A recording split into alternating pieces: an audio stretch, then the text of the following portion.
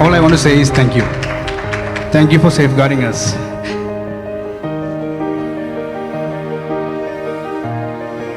Just looking back over the last 12 years of your journey, how was it as a Minister of Health?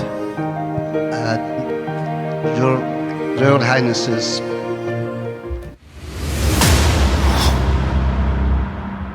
Dr. Ahmed, His Excellency Dr. Ahmed, it's an absolute honor to have you. In fact, when we planned this whole conclave, and when I actually wanted to have you on stage to talk about your 12 years of public service, I knew at some point it was difficult, and I knew, if you remember, I think last month when we sat to convince you to come here, and when we announced your name on the panel, I think majority of the people who are here right now are here to listen to you. So please give a round of applause to Dr. Ahmed Al Saidi.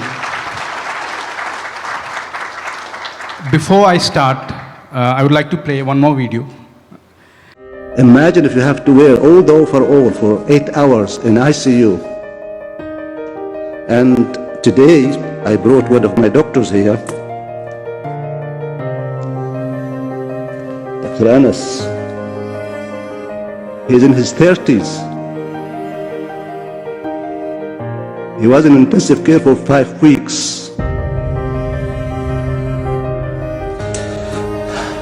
So the death and the cases, severe cases, are not limited to the elderly and those with chronic diseases. We lost people in their 20s, in their 30s, in their 50s with no prior diseases.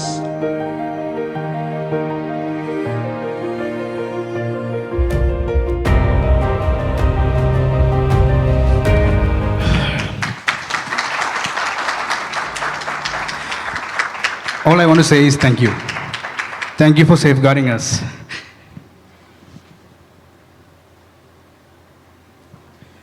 Just looking back over the last 12 years of your journey, how was it as a Minister of Health? Your Royal Highnesses, Your Excellencies, colleagues, friends, ladies and gentlemen, it's a great pleasure to be with you here this morning. And I'm impressed that they had to choose the most difficult press conference I've ever had, when that young man was to my left, and I almost collapsed, seriously. Let me start by saying I had a dream, and it's different than Martin Luther King's dream. My dream as a child to become a doctor. And this dream was before I ever met a doctor in my life. This dream was initiated by the suffering of people that I lived with in Oman before His late Majesty Sultan Qaboos took over and improves Oman. The death rate in infants in Oman and children below 5 was one of the highest in the world. 25% of people who were born in Oman before 1970, 25% did not see their 5th birthday. Most women died during labor. I saw people dying from snake bites in front of my eyes as a child. So my dream was to become a doctor, not a minister. And my late father, rahmatullah alayhi, he realized, he was deprived of education, but he realized the importance of education. And he did everything in his capacity, not only to educate me and my brothers, but everybody, or almost everybody from the small village we came from, called Al-Qal'a, for those of you who haven't heard of it. The number of PhD and master holder from that small village is extremely high compared to any parts of Oman, and that is thanks to one person.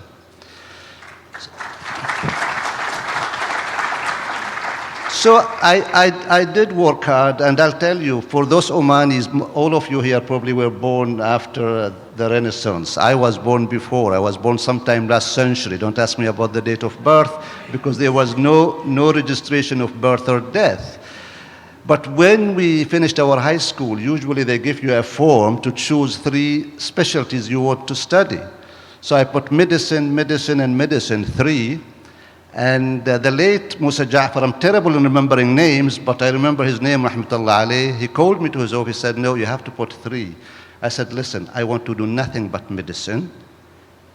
I do like political science, but I don't know how to lie, so I'm not going to study political science. So I avoided being a politician, and then when I came back from my studies, I started working at the Royal Hospital, as mentioned there, and gradually I would not say pushed, encouraged to go into administration, and I became an undersecretary in 2008. And then again, 2010, the 3rd of March, I was appointed as a health minister. It was a privilege to serve Oman and everybody on Oman under 2 leaderships. His Majesty late Sultan Qaboos was a school of leadership for everybody, not only for us Omanis. And anybody who did not learn a lot from him, that means they didn't want to. I don't think there's any better post to serve in your country than health sector, because you are touching everybody's life. I was unlucky though. As an undersecretary, I don't know whether you remember it, we had the swine flu or influenza al-Khanazir, H1N1. And that's the first time I toured the country, from Salalah to Brahimi, awareness programs and talking to people about how to prevent H1N1. We got rid of H1N1. Then unfortunately also the disease of His late Majesty took a lot of my time, which is very much deserved for His Majesty. He passed away, and what happened? You had Corona. It's all my fault, okay? And Corona, of course, the management of Corona was a very good lesson to all of us. We didn't get it all right, but it was a challenge. It was something new. It was something very unpredictable. And yes, we try to do the best. We try to be at the middle between severe lockdown and opening up as well. And the first thing probably in our country's history, a minister exposed himself to the media almost on a weekly basis. That was my idea, to have the press conference. And my colleagues said, you are crazy. And maybe they are right, I was crazy. But I thought you have the right as a public to know what's happening. You have the right to be informed. And transparency is one of the principles that I always adopted and I'll always do. So being a minister was a privilege, but it was a challenge as well.